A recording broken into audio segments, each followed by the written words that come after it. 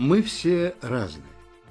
Но нас объединяет то, что каждое утро, 5 дней в неделю, мы встаем и отправляемся на работу. Мы работаем в разных местах, но нас объединяет то, что все мы должны знать правила пожарной безопасности. Правила, соблюдая которые, мы можем спокойно работать. Правила, которые в критический момент подскажут, что делать. Ведь бывает и такое.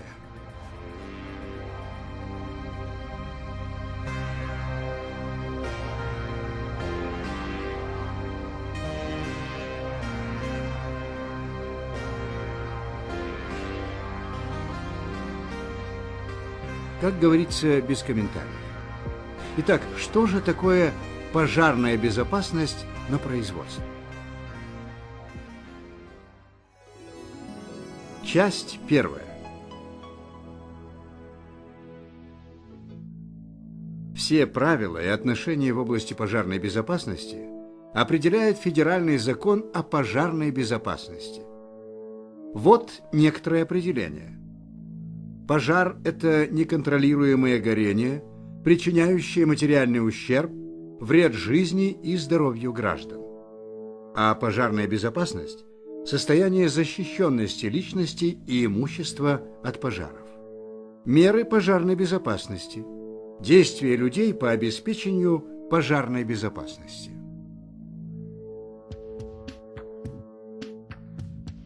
Каждое предприятие имеет свой технологический регламент работы и выпускает определенную продукцию.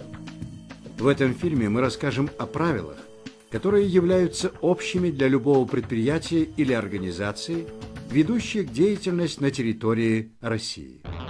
Правило первое. Пожар легче предупредить, чем потушить. Для этого на каждом предприятии должны быть разработаны инструкции о мерах пожарной безопасности. Отдельно разрабатываются инструкции для каждого пожароопасного участка с учетом технологического регламента его работы.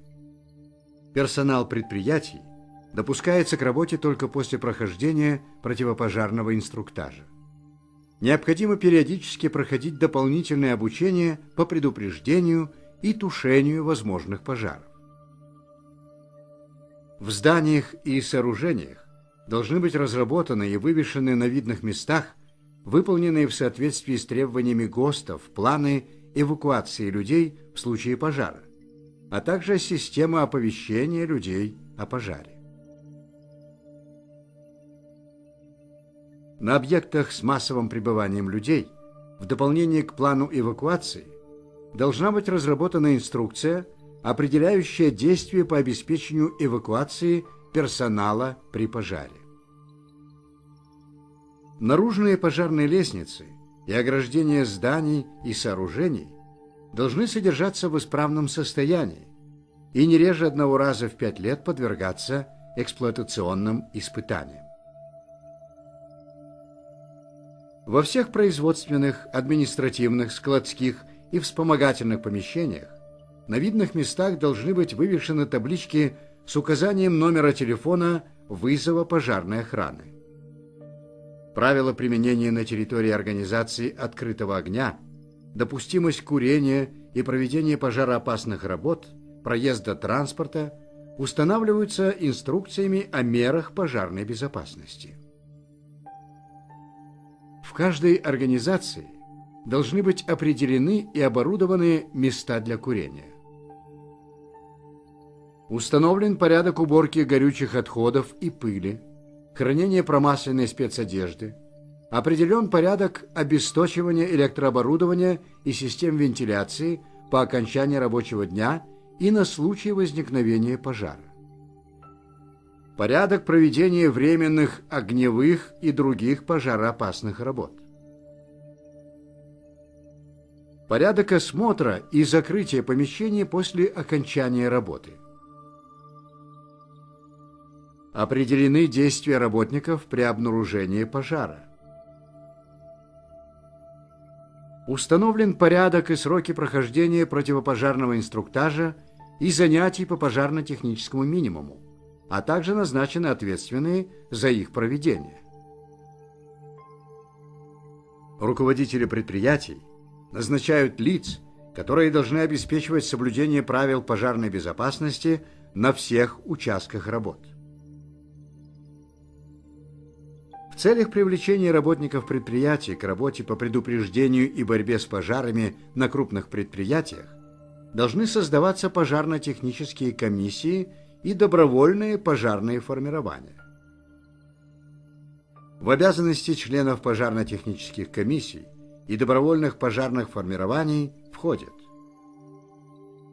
контролировать соблюдение противопожарного режима на объектах, следить за готовностью к действию первичных средств пожаротушения, систем пожарной автоматики, сигнализации и противопожарного водоснабжения, периодически проверять противопожарное состояние объектов и принимать своевременные меры к устранению недостатков.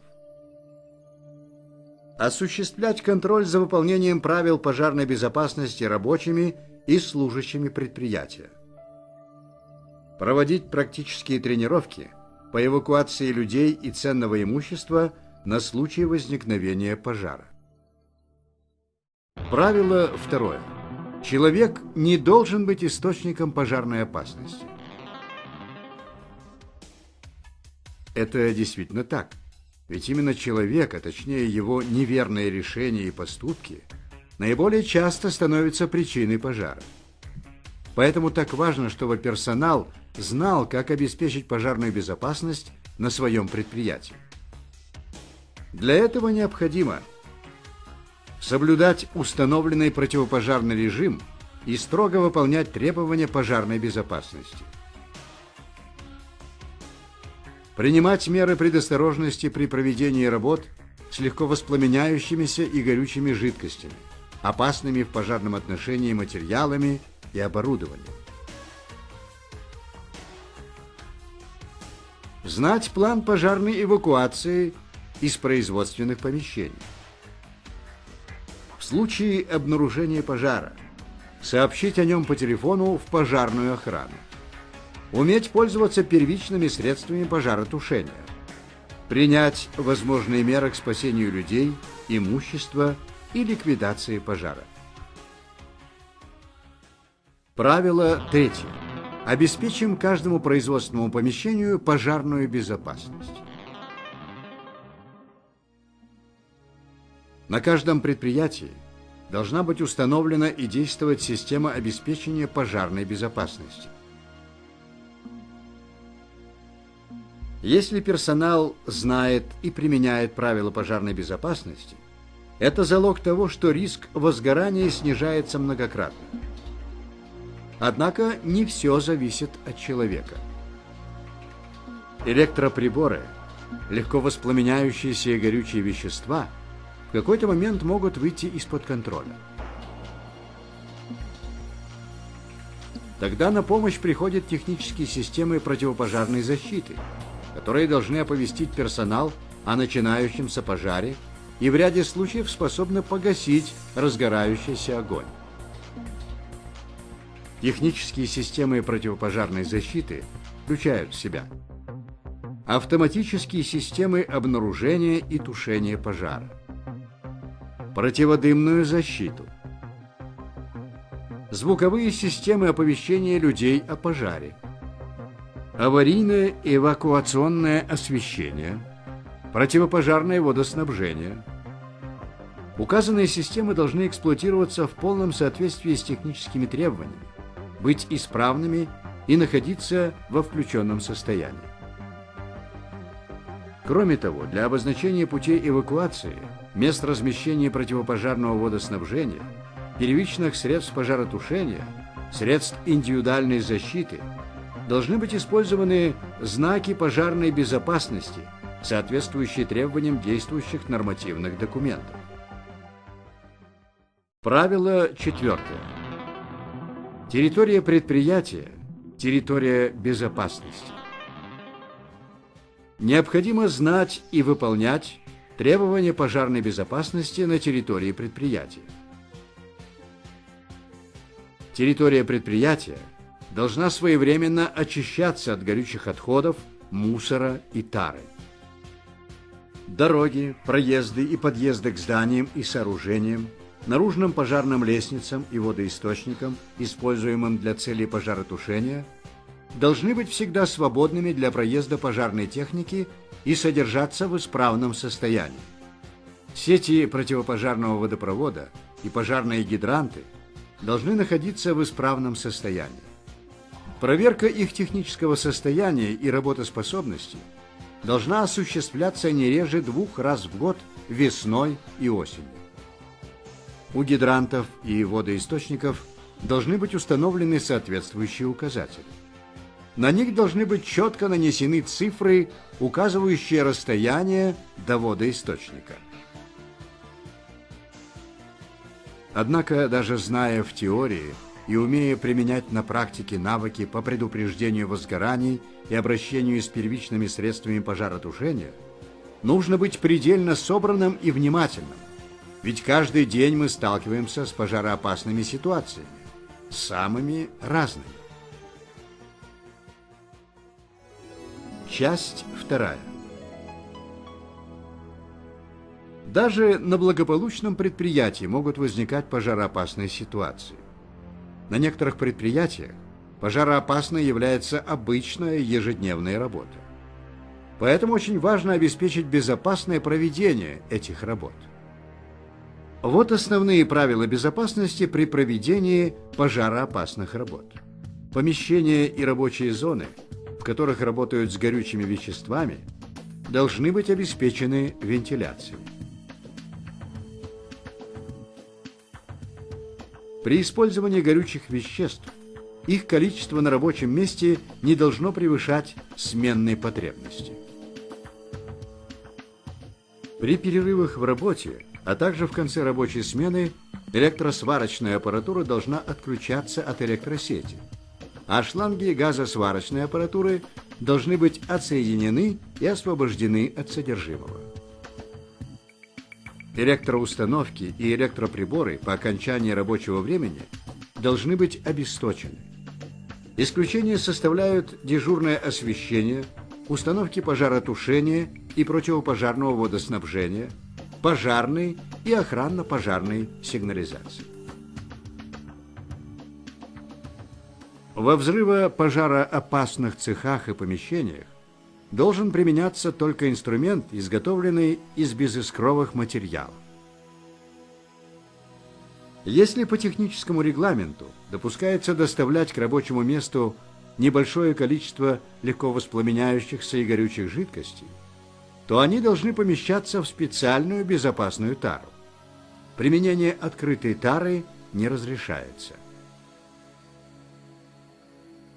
Лакокрасочные материалы допускается размещать в цеховой кладовой в количестве, не превышающем сменной потребности. Тара из-под лакокрасочных материалов должна быть плотно закрыта и храниться на специально отведенных площадках. Тара из-под горючих веществ должна храниться в специально отведенном месте вне помещения. При проведении огневых работ запрещается допускать к работе лиц без соответствующей квалификации, проводить работы при помощи неисправного оборудования и инструмента, производить огневые работы на свежеокрашенных горючими красками и лаками конструкциях и изделиях, использовать одежду и рукавицы со следами горючих жидкостей. Хранение газобаллонного оборудования должно осуществляться в местах, специально отведенных для этой цели. Промышленные отходы могут являться причиной возгорания. К их временному хранению применяются определенные правила. Промышленные отходы собираются в строго отведенные для них контейнеры, которые в конце рабочего дня должны быть вывезены с объекта в место их временного хранения. Необходимо следить за своевременным вывозом мусора с территории предприятия. В случаях, предусмотренных техническим процессом, сжигание отходов и тары должно производиться в специально отведенных для этих целей местах и под контролем персонала. Использованные обтирочные материалы следует собирать в несгораемых контейнерах с закрывающейся крышкой. Необходимо исключить их накопление на рабочих местах. По окончании рабочей смены содержимое указанных контейнеров должно удаляться за пределы здания. Спецодежда лиц, работающих с легковоспламеняющимися и горючими жидкостями, должна храниться в металлических шкафах. Рабочее место во время и после работы должно содержаться в полном порядке. Запрещается проводить уборку помещений с применением легковоспламеняющихся и горючих жидкостей. Оставлять на рабочих местах промасленный обтирочный материал. Курение разрешается в местах, специально отведенных для этих целей. Часть 3. Вот несколько основных правил содержания производственных помещений.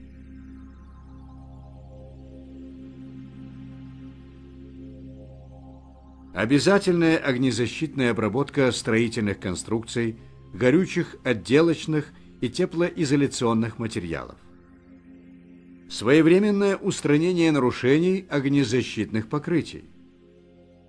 Состояние огнезащитной обработки должно проверяться не реже 2 раз в год. Наличие в производственных помещениях первичных средств пожаротушения, установок автоматической пожарной сигнализации и систем звукового оповещения о пожаре. Краны внутреннего противопожарного водопровода должны быть укомплектованы рукавами и стволами. Пожарный рукав должен быть присоединен к крану и стволу. На каждом предприятии есть помещения, не требующие постоянного пребывания людей. Электрощитовые и технические комнаты, вентиляционные камеры, места прокладки электросетей и теплопроводы. Для пожарной безопасности таких помещений необходимо соблюдать следующие условия. Запрещается хранение горючих материалов. Запрещается использовать эти помещения в производственных целях. Двери таких помещений должны быть закрыты на замок. Окна чердаков, технических этажей и подвалов должны быть остеклены и постоянно закрыты. Объекты хранения. В зданиях складов все операции, связанные с вскрытием тары, проверкой исправности, мелким ремонтом, распасовкой продукции, приготовлением рабочих смесей пожароопасных веществ, должны производиться в помещениях, изолированных от мест хранения.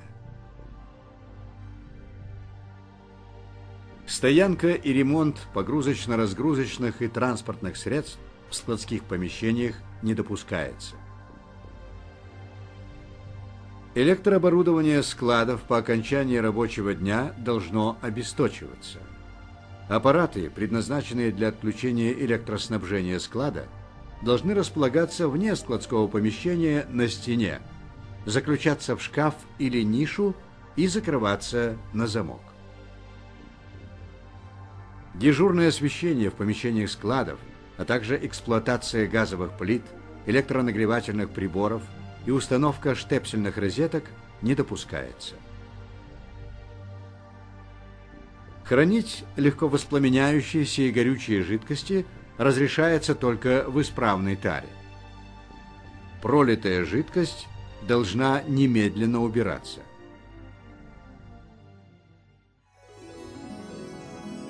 Объекты торговли. Основные правила пожарной безопасности являются общими для всех предприятий и организаций. В этом разделе мы расскажем о правилах, применяемых к предприятиям торговли, то есть к местам с большим скоплением людей.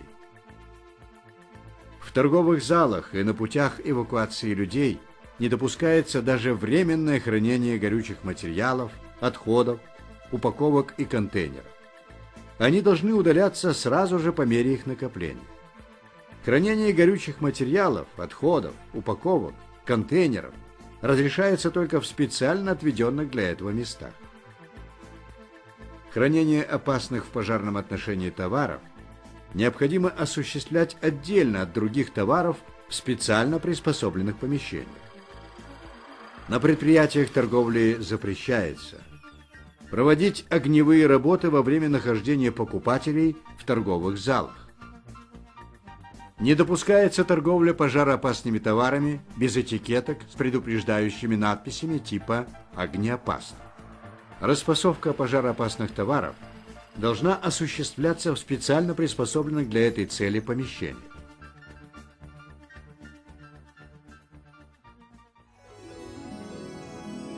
Часть 4. Если в результате нарушения правил пожарной безопасности на вашем предприятии произошло возгорание, важно не растеряться и сделать все от себя зависящее, чтобы преградить путь огню.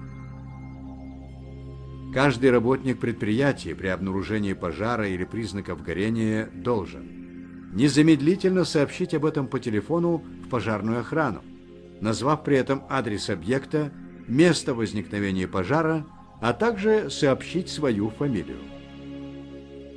Оповестить персонал и по возможности принять меры по эвакуации людей и тушению пожара.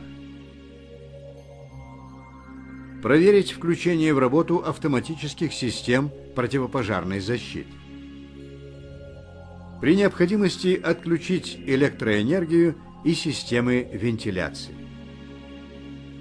В случае угрозы жизни людей организовать их спасение, используя для этого имеющиеся силы и средства. Каждый работник предприятия должен уметь пользоваться первичными средствами пожаротушения. При эвакуации из опасной зоны не следует создавать панику. Доскональное знание плана эвакуации поможет вам.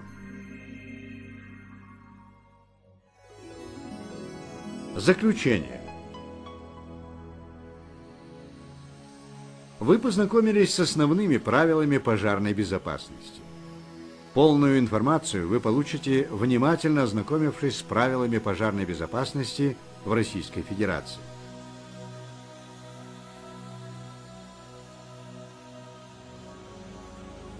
Помните, что организации, их должностные лица и граждане, нарушившие требования пожарной безопасности, несут ответственность в соответствии с законодательством Российской Федерации.